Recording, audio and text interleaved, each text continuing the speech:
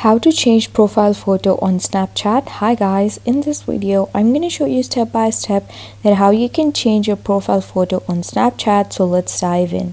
So first you have to open your Snapchat app, and then you have to click this profile icon on the top left corner, and then it's going to open your profile over here. Now if you want to see your profile photo right now, you have to go back, and here your profile photo is.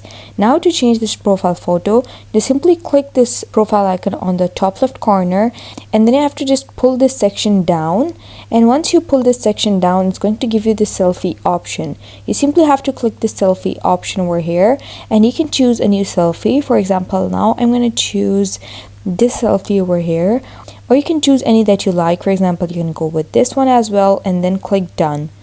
And then you can just change the selfie by going to the selfie again.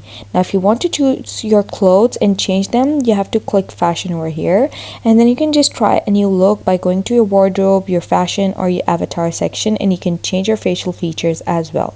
Now you simply have to just choose any dress over here. For example, you can go with any shirt and pants, or you can go with any dress over here. For example, you can just choose any dress over here, and then you have to click save on the top right corner.